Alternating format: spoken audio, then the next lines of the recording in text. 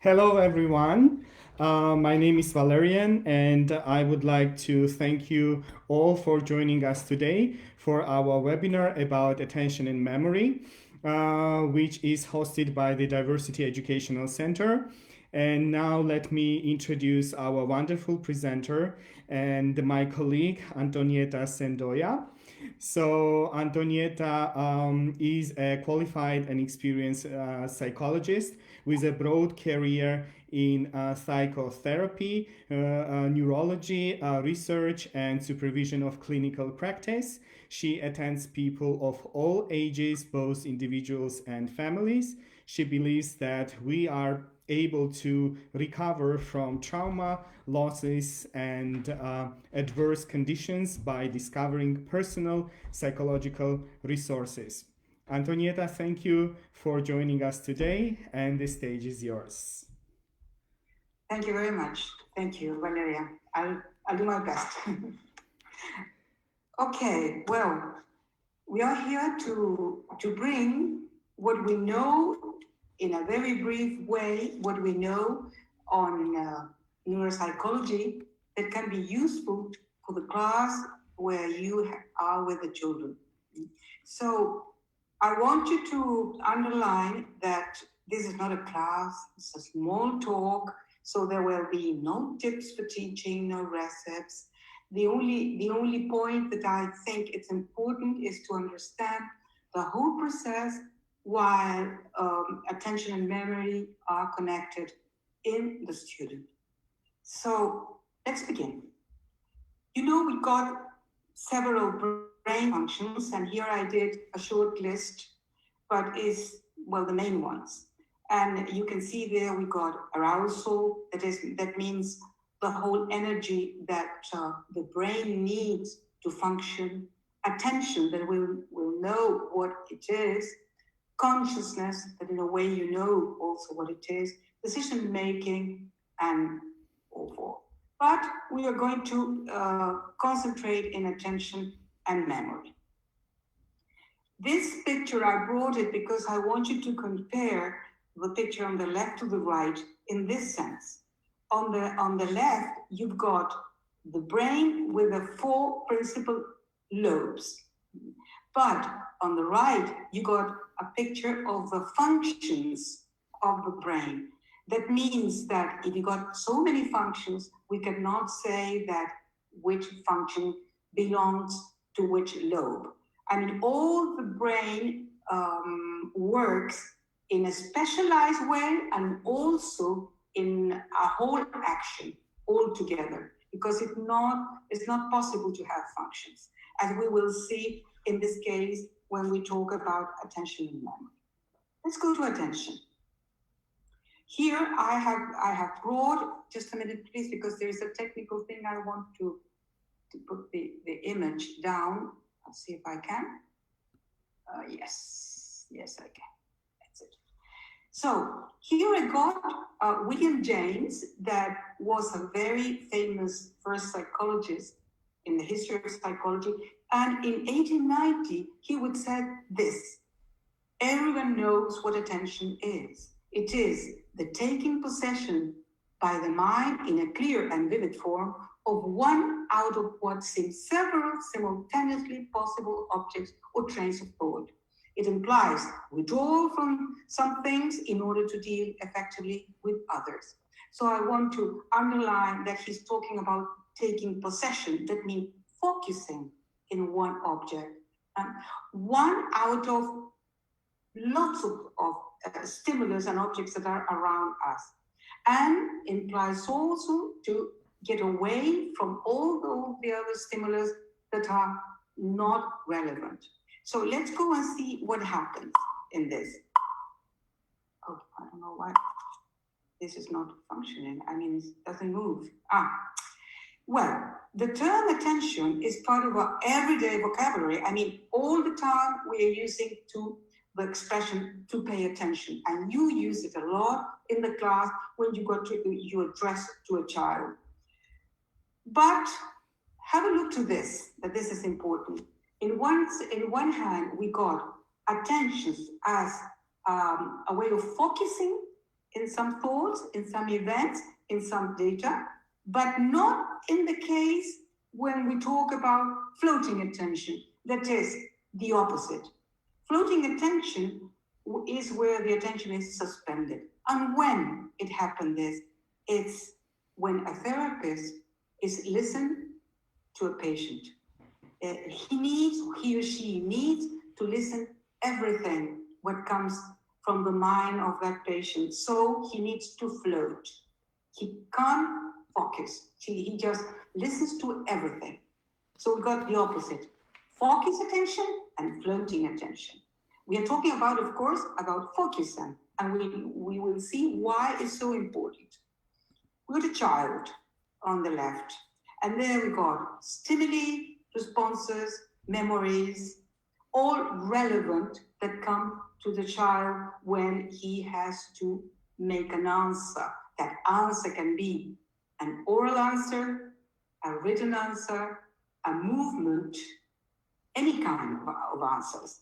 So what we need is all those relevant stimuli, responses, and memories that they are directed for the moment to use all this the data with our intentions. We got the intention of making a certain response to what they are asking. So what we need is to use intentions with all this data and translate it to a behavioral sequence that, as I told you, can be movement, a written response, or an oral response. Now, the focus of attention is narrowed. Is narrowed why? Because we want this to be relevant. We are not going to use like the ocean of stimulus and responses. We're going to narrow the attention to pick up the relevant events. And all the other stimulus responses and memories, we inhibit. We leave it away. We don't pay attention. That's the way we make a response. Remember, we got relevance of the data. We got intentions with us. We focus the attention, and we inhibit what is not important for what we are working in. Let's go to memory. Up to now, we got the operation of narrowing our attention, all our activity in certain data. What do we do with all that information? We come to record it, to retain it, and to reproduce it. How? In prints, a kind of prints of those data in our brain that accumulate information after all the other the stimuli that were relevant disappeared. What remains? Remains prints in the memory. That's why attention and memory are so connected. There you got memory, and we come to a kind of picture of what the kinds of memory we can find. We can find memory as individual or as collective memory.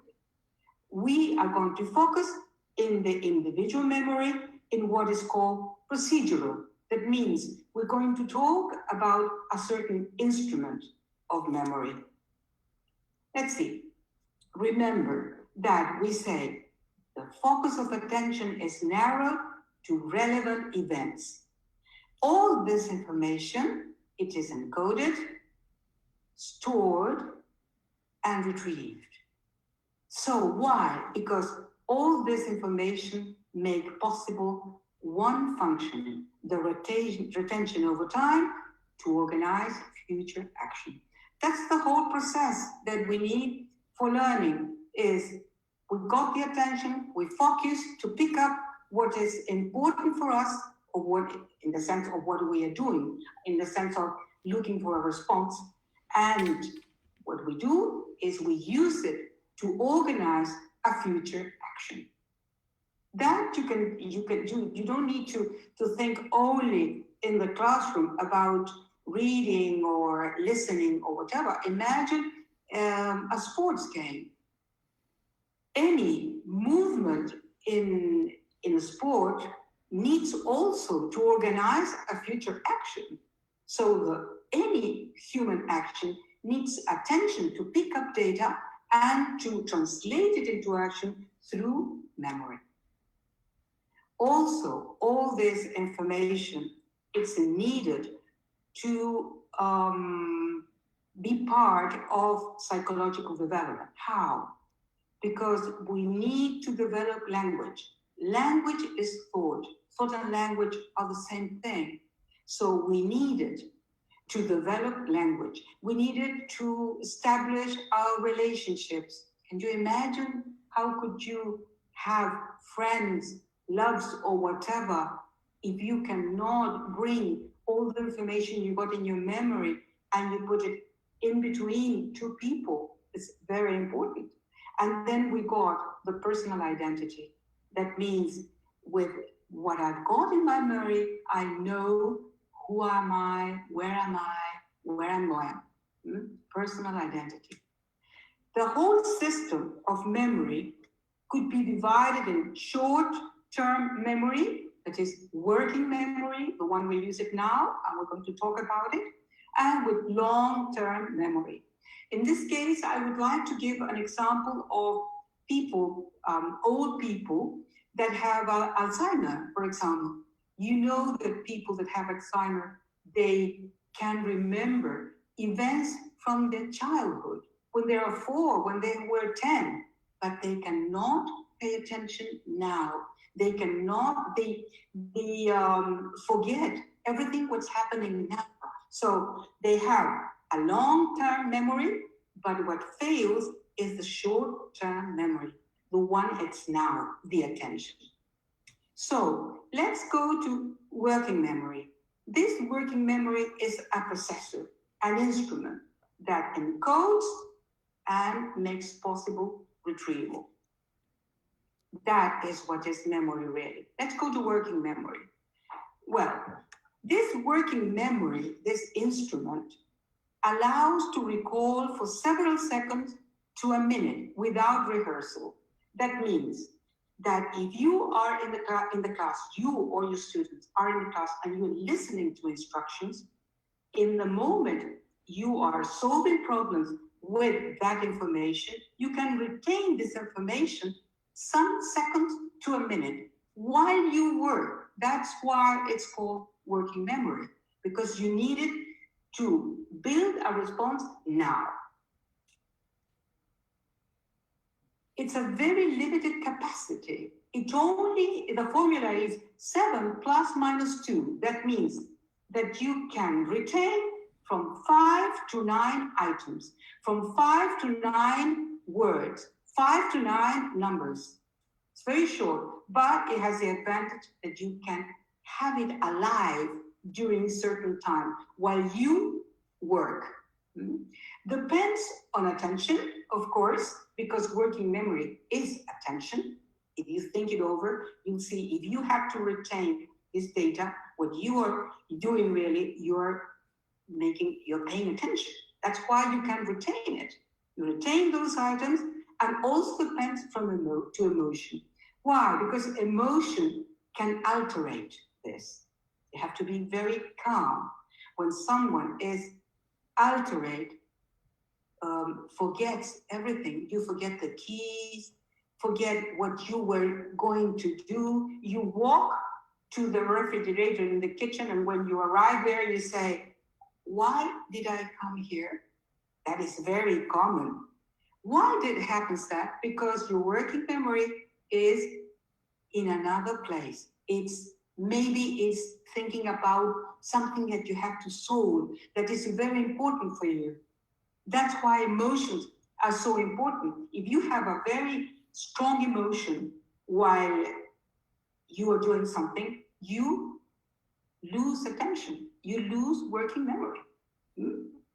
For example, math operations, they all rely in working memory. Think of math operations like dividing, subtraction, sum. You need to have all these items alive while doing that. Think about reading comprehension. Reading comprehension means that while you're reading, you are retaining the ideas before to put them all together at the end and have the whole paragraph clear. That is working memory. Now, how could we make it longer, bigger, by this technique that's called chunking? I mean, you can make groups of information that, chunks of information that could make this working memory with a big capacity. For example, you've seen that the mobile numbers can have 9 numbers. When you write them, you separate them in chunks. And if you separate them, it's easier to retain them. The same can happen with a reading comprehension. For example, if you make a dictation and if you don't pay attention that while you say to the child a short sentence, you cut the idea, you are not enabling the child to retain that in the working memory because you have cut the sense of the whole sentence. If you dictate words, that's it. It's no problem. But I think commonly you dictate text. So if you dictate text, you need to make these chunks, the small chunks, with sense. No, not a sentence that have been already cut. And I hope you understand about the chunks. I think it's easy. Our third characteristic, it relies mostly on acoustic code. We're talking about what in the oral information that we receive. So it's very important in the classroom. Working memory then helps kids to hold on to information long enough to use it. Plays an important role in concentration and in following instructions. So everything you do in the classroom. Weak working memory skills can affect learning in many different subject areas, including reading, especially comprehension, and maths, and many others, of course. Working memory and stress. This is important because children are now suffering stress in all this confination. So we must pay attention to this. Pay attention again. So we have working memory and stress. No? Stress, to define it, to explain it, is the answer to the demands placed on us and our ability to meet them. That means that stress happens when you think, when you feel that you have been demanded a lot and you cannot respond. You feel stressed, you feel nervous, you feel tense. So, where does stress come? Could come from outside, for example, from the family, from the job or the classroom, from school, from friends, and from inside, from within, that what we think we should be doing versus what we actually are able to do. That's the feeling we've got.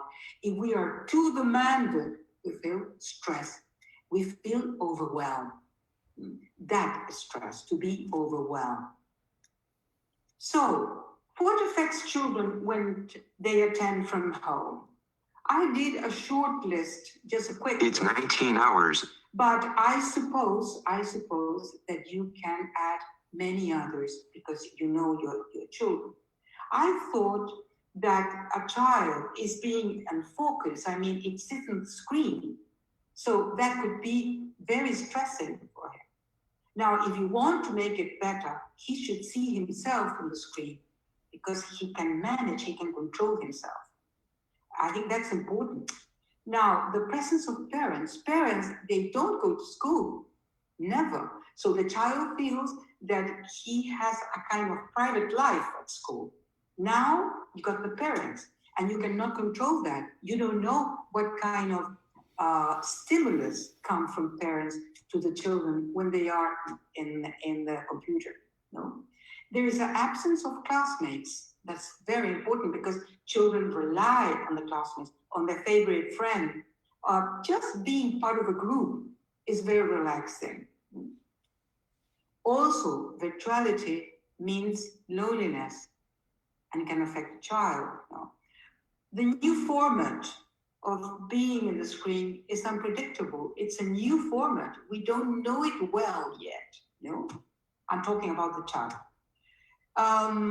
Children are affected from the news that they listen at home. I mean, they are children especially all the time paying attention, special attention, very strong attention to what happens around them. So they can hear about the coronavirus, dead people, the fear that adults have, the comments that adults have. Mm-hmm. And we also can have family conflicts that you cannot control, and they can listen to some conflicts at home. This can affect their sleep. They can have sleep problems, nightmares, or what they can imagine about what's happening. No? So it can be a very anxious situation for some of them. Kids with working memory difficulties. I think you have to pay attention because this is something that you can find in the classroom. In general, these children have very normal social relationships with their peers, so there is no problem in that way. But they are reserved during group activities in the classroom and fail to answer direct questions. No? They find it difficult to follow instructions. They lose track during complicated tasks. They skip or repeat steps. You know?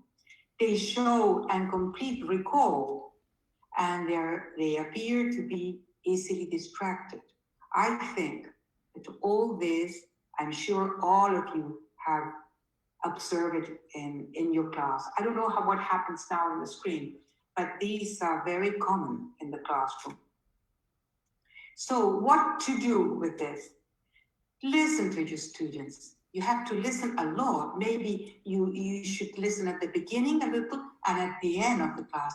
Be interested in what are they doing, what are their activities, what are they complaining, what do they want. Only by talking, they're going to feel much better. You know? So you have to make them talk. That's the best thing to do if you have them in the screen. Well, thank you very much. This has been very, very brief, very short. There's lots to say here, but I think this should be a real course.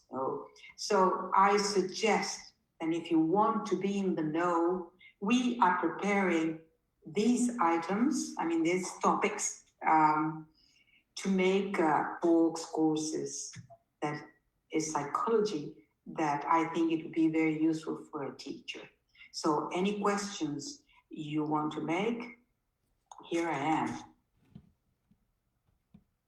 Thank you.